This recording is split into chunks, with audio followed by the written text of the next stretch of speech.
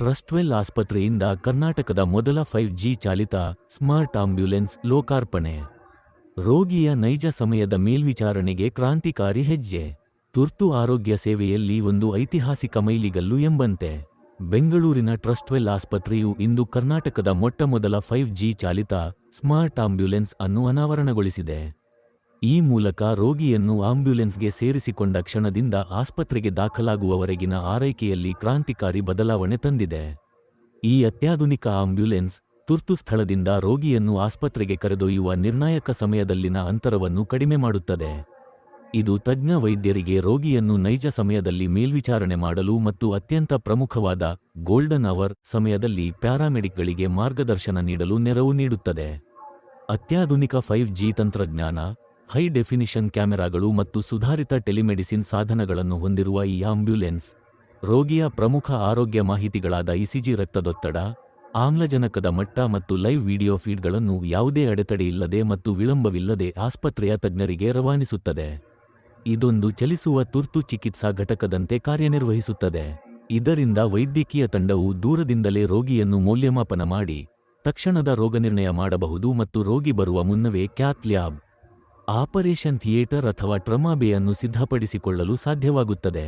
ಕರ್ನಾಟಕ ರಾಜ್ಯ ಪೊಲೀಸ್ ಮಹಾನಿರ್ದೇಶಕರು ಮತ್ತು ಮಹಾನಿರೀಕ್ಷಕರು ಡಿಜಿಐಜಿಪಿ ಹಾಗೂ ಪೊಲೀಸ್ ಪಡೆಯ ಮುಖ್ಯಸ್ಥರಾದ ಡಾಕ್ಟರ್ MS ಸಲೀನ್ IPS ಅವರು ಈ ಕುರಿತು ಮಾತನಾಡಿ, 5G ಚಾಲಿತ ಸ್ಮಾರ್ಟ್ ಆಂಬ್ಯುಲೆನ್ಸ್ನ ಪರಿಚಯವು ತುರ್ತು ಪ್ರತಿಕ್ರಿಯೆ ಮತ್ತು ಸಾರ್ವಜನಿಕ ಆರೋಗ್ಯ ಮೂಲಸೌಕರ್ಯದಲ್ಲಿ ಮಹತ್ವದ ಪ್ರಗತಿ ಸೂಚಿಸುತ್ತದೆ. ನೈಜ ಸಮಯದ ಸಂಪರ್ಕ ಮತ್ತು ದೂರದಿಂದಲೇ ಲಭ್ಯವಾಗುವ ವೈದ್ಯಕೀಯ ಪರಿಣತಿಯನ್ನು ಬಳಸಿಕೊಳ್ಳುವ ಮೂಲಕ ಈ ಉಪಕ್ರಮವು ನಿರ್ಣಾಯಕ ಗೋಲ್ಡನ್ ಅವರ್ ಸಮಯದಲ್ಲಿ ಅಸಂಖ್ಯಾತ ಜೀವಗಳನ್ನು ಉಳಿಸುವ ಸಾಮರ್ಥ್ಯ ಹೊಂದಿದೆ. ಬೆಂಗಳೂರಿನಂತಹ ವೇಗವಾಗಿ ಬೆಳೆಯುತ್ತಿರುವ ನಗರಕ್ಕೆ ಮತ್ತು ಕರ್ನಾಟಕದಾದ್ಯಂತ ತುರ್ತು ಸೇವೆಗಳನ್ನು ಬಲಪಡಿಸಲು ಇಂತಹ ತಂತ್ರಜ್ಞಾನ ಆಧಾರಿತ ಆರೋಗ್ಯ ಪರಿಹಾರಗಳು ಅತ್ಯಗತ್ಯ ಎಂದು ಹೇಳಿದರು.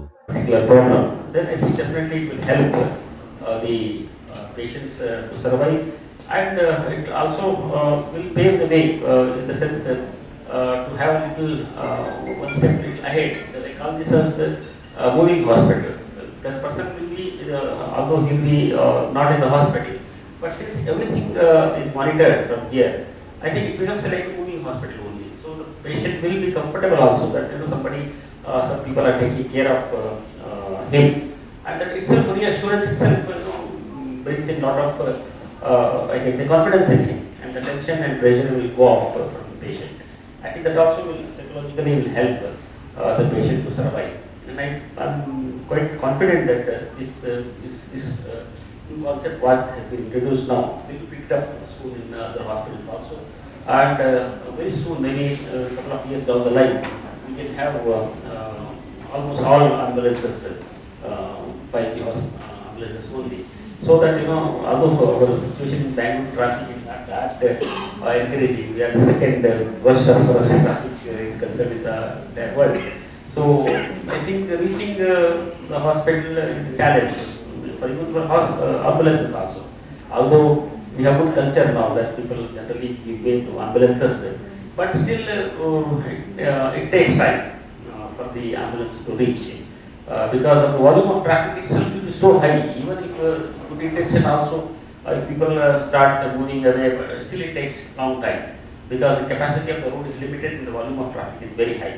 And since we don't have adequate public transport, people do use private vehicles to commute from one place to another.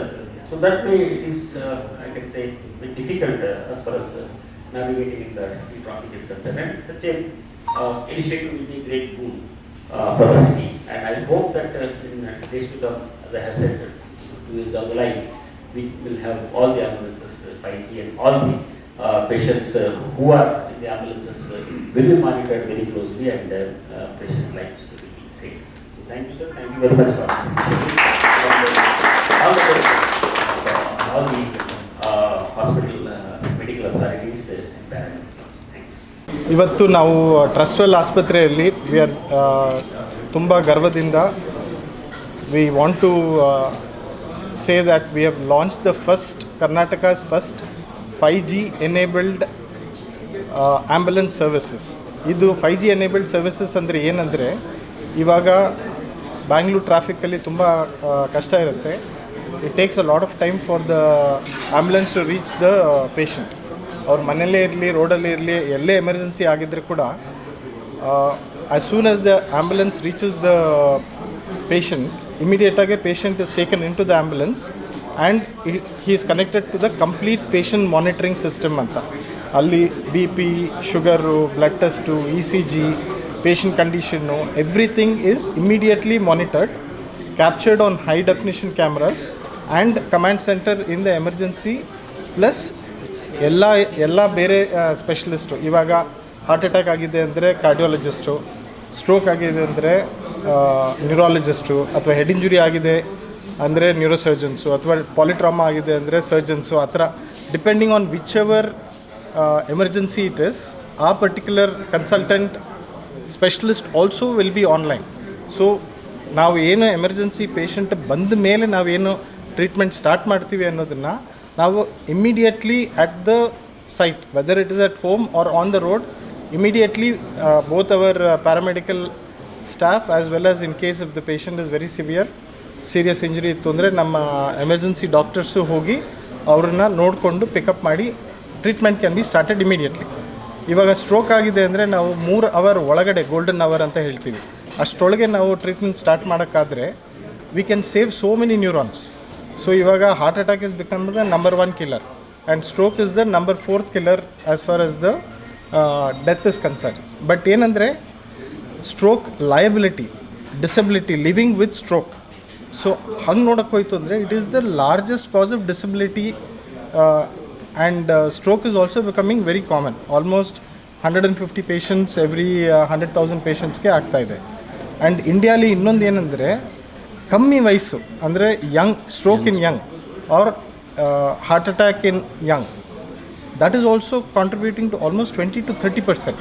So ಇವಾಗ 45 ವರ್ಷದಿಂದ 55-60 ವರ್ಷದ ಒಳಗಡೆ ಸ್ಟ್ರೋಕ್ ಆಗಿಬಿಟ್ರೆ ಅವ್ರದ್ದು rest of the life time as well as if that person, if they are the bread winners of the family, the economical burden will be very huge on the patient. So ಹಾಗಾಗಿ ಈ ಥರ ನಾವು 5G enabled almost emergency ರೂಮನ್ನೇ ಅಲ್ಲಿ patient ಹತ್ರ ಕರ್ಕೊಂಡು ಹೋದಂಗೆ ಆಗುತ್ತೆ. So we can start the treatment immediately without wasting any time. So that is one major advantage of this. And along with this we want to also say that within 5 kilometre radius of Trustwell ನಮ್ದು ಯಾವುದೇ patient whether they can afford or they cannot afford emergency ಇದ್ದರೆ ಇಮಿಡಿಯೇಟಾಗಿ if they give us a call, will send the ambulance first. ಅವ್ರನ್ನ ಇಮಿಡಿಯೇಟಾಗಿ pickup ಮಾಡಿ emergency treatment start ಮಾಡಿ ಆಸ್ಪತ್ರೆಗೆ ಕರ್ಕೊಂಬಂದು ಸ್ಟ್ರೋಕ್ ಅಥವಾ ಹಾರ್ಟ್ ಅಟ್ಯಾಕ್ ಏನಾದರೂ ಆಗಿದ್ದರೆ ಅದಕ್ಕೇನು CT ಸ್ಕ್ಯಾನು, MRI ಅಥವಾ ECG, ಇಕೋ ಏನು ಬೇಕೋ ಅದೆಲ್ಲ ಟ್ರೀಟ್ಮೆಂಟ್ ನೋಡಿ plus emergency treatment we will start irrespective of whether patient can afford to pay or not. So ಯಾರಿಗೆ ಅರ್ಹತೆ ಇದೆ ಅವರು ಪೇಮೆಂಟ್ ಮಾಡಿದ್ರೆ ಓಕೆ, ಬಟ್ ಪೇಮೆಂಟ್ ಮಾಡೋಕ್ಕೆ ಆಗಲ್ಲ ಅನ್ನೋ ಒಂದು ಕಾರಣದಿಂದ we don't want to lose the golden hour. So ಆ ಗೋಲ್ಡನ್ ಅವರನ್ನು we want to make sure that patient gets the right treatment.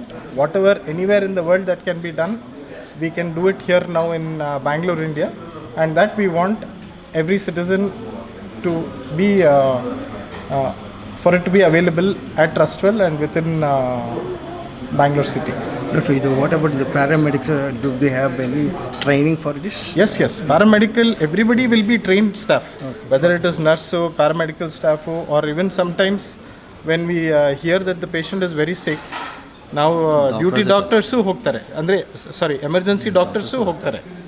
So ನಾವು ಏನು ಎಮರ್ಜೆನ್ಸಿಯಲ್ಲಿ ಟ್ರೀಟ್ಮೆಂಟ್ ಸ್ಟಾರ್ಟ್ ಮಾಡೋಕ್ಕಾಗುತ್ತೆ. ಒಂದೊಂದು ಸತಿ ಹಾರ್ಟ್ ಅಟ್ಯಾಕ್ ಇಮಿಡಿಯೇಟಾಗಿ ಗೊತ್ತಾಯಿತು ಅಂದರೆ ಅಲ್ಲೇ we can start the antiplatelets, initial heparin treatment ಅದೆಲ್ಲ ಅಲ್ಲೇ ಸ್ಟಾರ್ಟ್ ಮಾಡ್ಬೋದು ನಾವು. So it's a big advantage. Thank you.